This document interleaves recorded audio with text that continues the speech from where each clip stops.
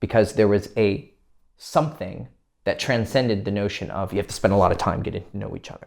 That's bullshit. My life is pure unequivocal truth that that's bullshit.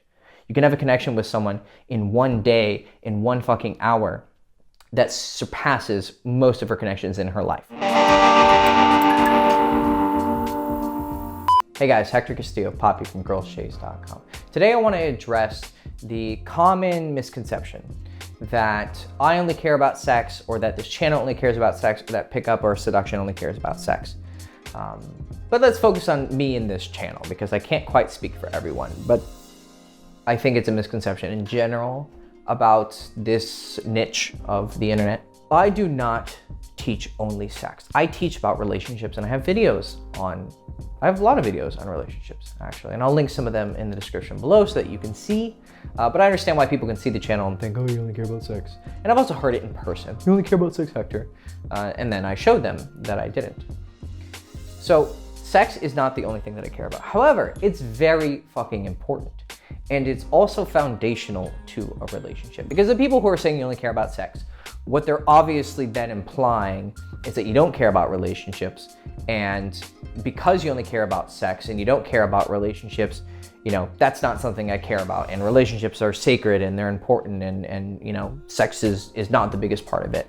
Okay, let's have a dialogue. My argument is that you have a false dichotomy in your mind. And that false dichotomy is that there is sex and there's relationships. Obviously, you know that in a relationship you're having sex, okay? Excluding asexual people, but even people who, I'm sapiosexual, okay? Well, you're still gonna have sex, right? There's still a sexual part in that word. You might be really turned on by someone's intellect and their personality, but there's still sexual in the word sapiosexual, okay? You may be bisexual, you may be homosexual, you may be transsexual, whatever it is, there's still sex, okay? But you know that there is sex in a relationship, but you have this notion, I'm saying you very generally to the people that you know who you are. You think that the process to a relationship is a different process to sex. I think that this is incorrect. Now, where you get this notion could be media, could be what you were told, what you were taught, what you just fucking imagined. I don't know. It is not like this. Here's sex, right? Casual sex, one night stands, and here's relationships. So with casual sex, I'm just looking for a fling, a one night stand. That's all you teach about, Hector. You just want to fuck. Then relationships is we take it really slow. We get to know each other.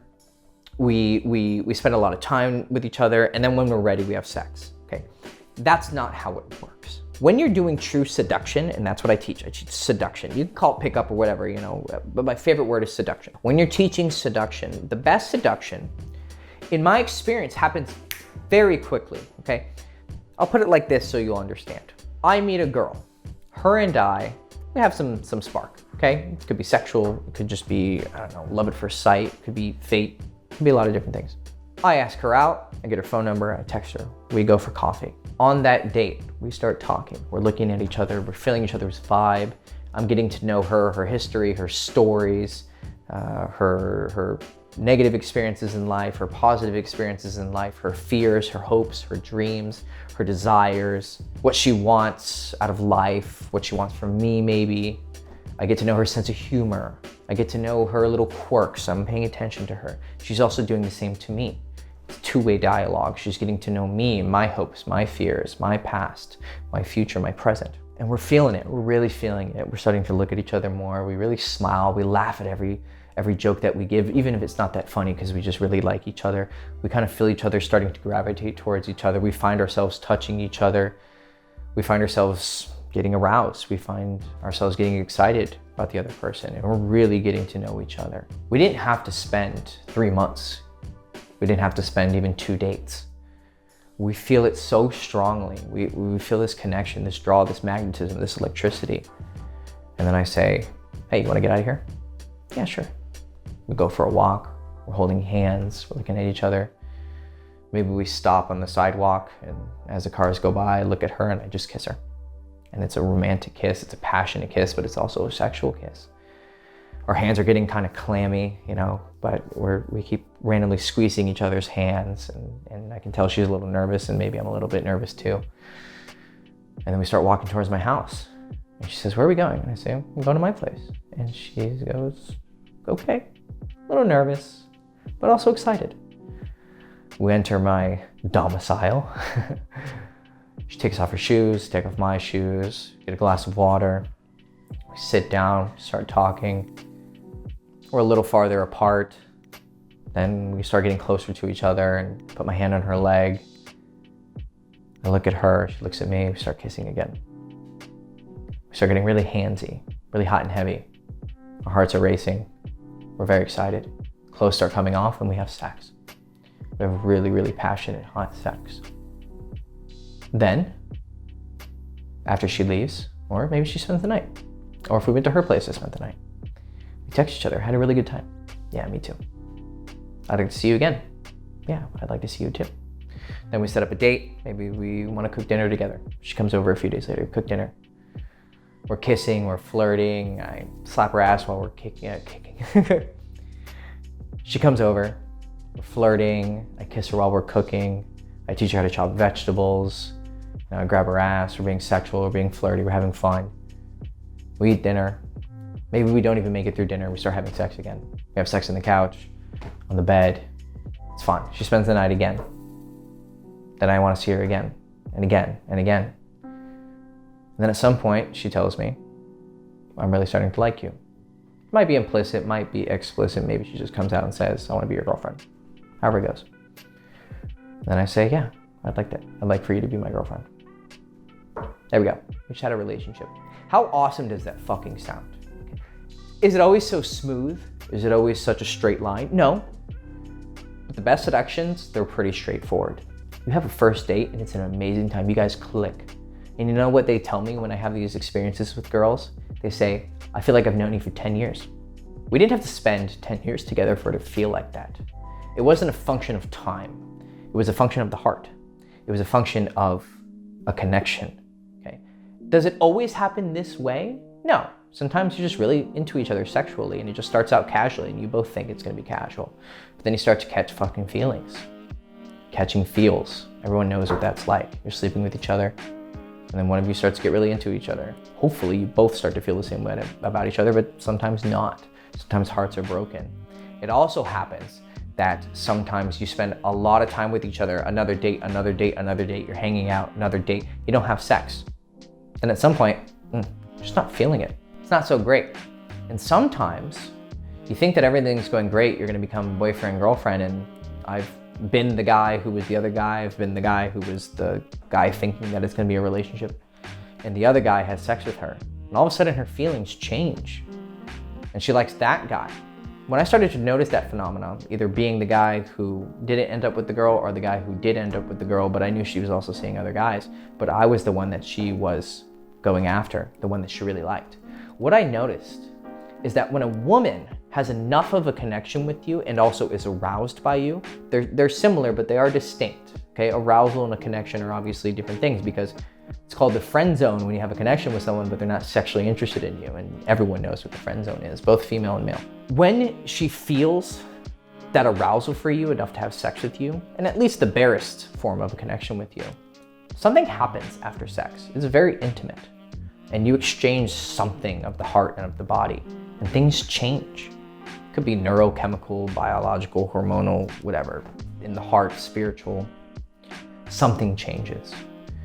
When you have sex with someone, in my experience, it's such a better transition into a relationship that it can't be ignored that there isn't something to that sex. It's a pattern that is too common that you can't just disregard it, okay? When you have sex with a woman, I explain it in a lot of ways. She thinks you're a dominant man. She thinks you're an alpha, you know. She thinks you're so hot that she was willing to fuck you, and then she gets to know your personality after, or she got to, as in the first story, she got to know your personality and she thought you were really hot, and they both combined and there was fireworks and you guys had sex on the first date. Whatever the process is, it seems to me unequivocally that going the route of sex and relationship, or sex then a relationship, so immense connection, sexual connection, sex, relationship, just sex, some conversation and some connection, obviously, most of the time. Or shit, maybe you guys barely knew each other and you just wanted to fuck. But you start fucking, and then feelings. Sex and feelings are inextricably linked. Inextricably. People say that they can disassociate them. They can't. I've been with the most promiscuous women and they attach love and sex still.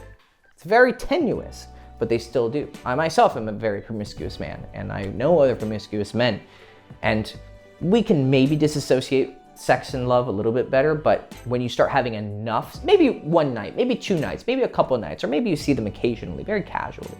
But when you start to really spend time with someone and you really get to know them, and they have a connection with you and you have a connection with them, feelings are going to arise. The factors of causation that create feels are there.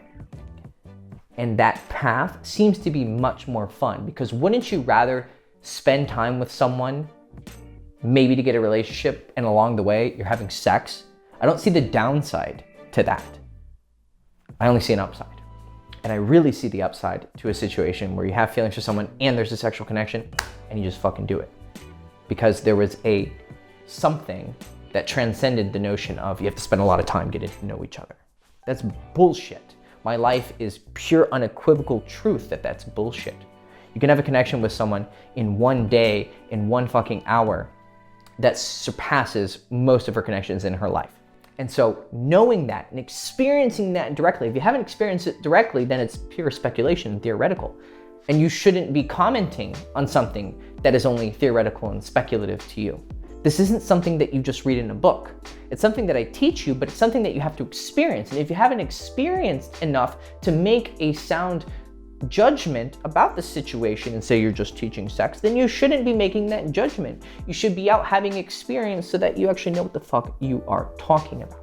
Okay, so in conclusion with that point, sex, whether it's with a connection or sex comes first and a connection comes after, it's the best route. So that's why I focus so much on sex. Now, secondly, I made the point previously, relationships are sexual. Yes, they're romantic. Yes, you guys are getting to know each other. Maybe you're going on adventures. Maybe you're creating a family. Well, creating a family, I don't know if you know, but you gotta have sex, okay?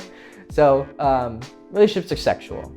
Why don't you get that sexual part out of the way? Am I saying you just go fuck everyone? Well, no. You need to have some standards. You need to, it's kind of, yeah. Maybe I didn't always have the best standards for personality. Looks, I've been with a few people that, actually, let's just stop that. Yeah, okay. You should be, I've been very, it's just my mind was just like, I want to start talking about things, but I shouldn't, and then I just like, you're digressing off the point. Okay. Should you only have sex with people who you have a great bond with? I don't know, it depends on you.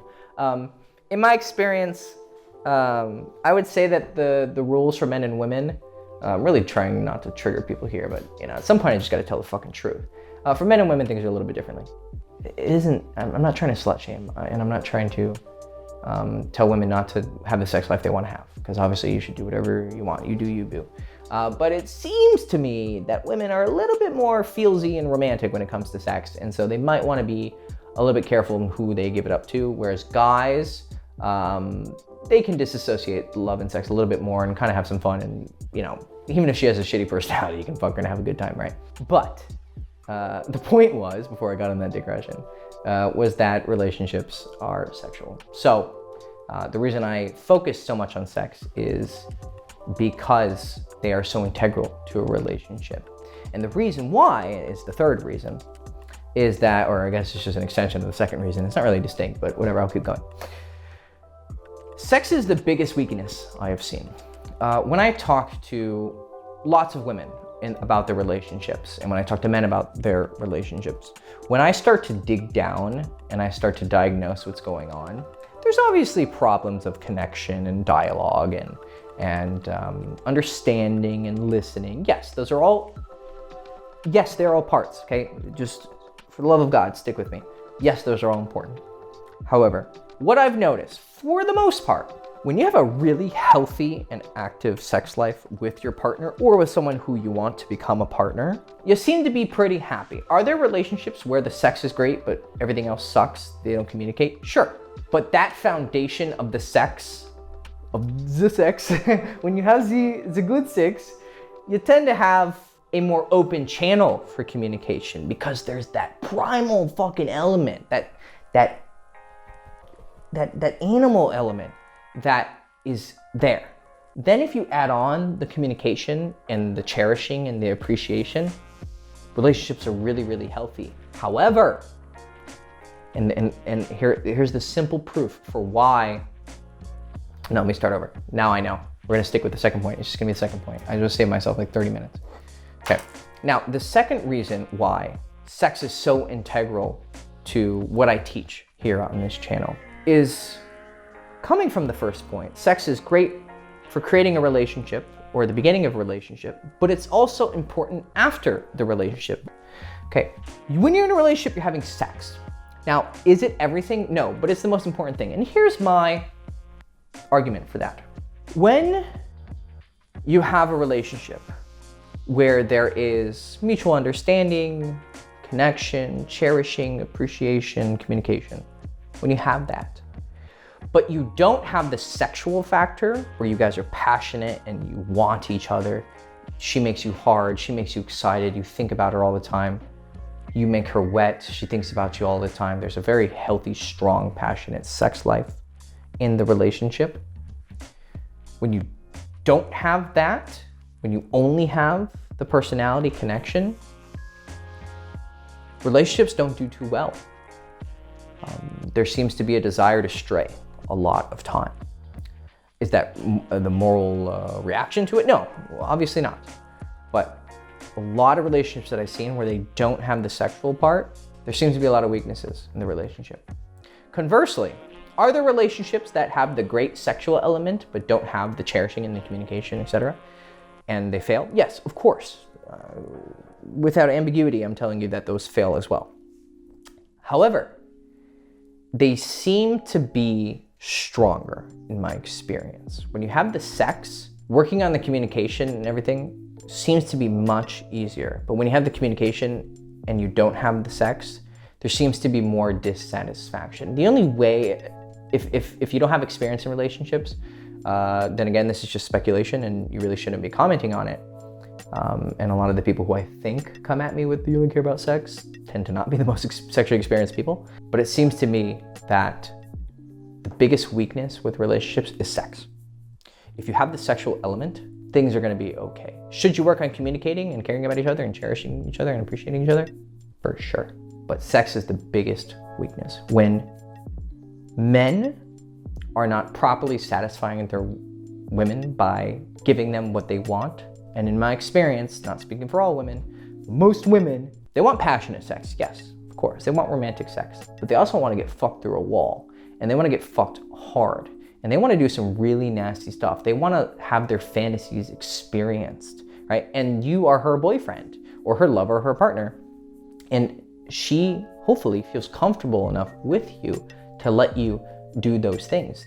And if she doesn't feel comfortable with you, it's either one of two things. It's she doesn't have that lack of shame. It's that she's too ashamed and she's not opening up yet. Or she doesn't find you sexually arousing enough to do those things with. Have you ever heard the meme of like, oh, I used to do those things when I was back in college. I used to, deep throat and do anal sex and all that. But now, I don't know, that stuff is in the past, okay? That stuff is real, okay? And I've heard real stories about that happening. It's not like she just changed. It's just that you weren't sexual enough for her. You're not hot enough for her, because a lot of women, they will settle with the nice guy. The trope of the girls fuck the bad boys and then end up with the nice guy later in life, it's real. It is very, very real, because I talked to so many girls who either I was the fuck boy and they ended up dating me, and then they ended up dating a nice guy, and I talked to them and he didn't have the qualities that sexually aroused her like I did or a different guy did. And so when you have that problem in the relationship, it's very clear, it's a very simple solution, that you just weren't arousing to her enough. So if you're in a relationship and you guys aren't having really hot sex and really indulging in her fantasies, then it's either a you problem or it's a her problem. And you, as the man, because I argue you're the leader, you need to fix that. You need to communicate with her and talk to her and work on your sex. Or you need to become a guy who she wants to get fucked really hard by, right? You need to go to the gym and get a little bit of muscle, right? You gotta be a little bit manly. You need to start being a little bit more dominant in your life. You need to start being a little bit more confident in your life. And then when you're actually having sex, you need to be talking dirty. You need to be fucking her hard. And I'll put some videos in the description for you to see how to do that. And when you do that and you have hot sex with the girl, but then you're also communicating and cherishing each other and appreciating each other, you have a pretty good fucking relationship, all right? But my point still stands. Sex seems to be very, very important in that relationship or before the relationship. So, do I only care about sex? No. If your goal is to have a one-night stand, well, that's the only thing that you're really worried about. If your goal is to have a friends and benefits situation, then the amount of romance and connection is here and the amount of sex you need to worry about is here. But if you come to me and you're also wanting a relationship, I'll still tell you that sex is the best path towards that relationship for the point that I gave earlier. So, do I only care about sex? No, but it seems to be the most important part of the puzzle. Okay, Hector Castillo Poppy from girlschase.com. Hope you enjoyed the video, and I hope I have allayed some of your concerns and questions about whether or not I only care about sex. And after that very thorough explanation, you still think I'm a shallow fuckboy. Well, you just don't know how to fucking listen. Okay.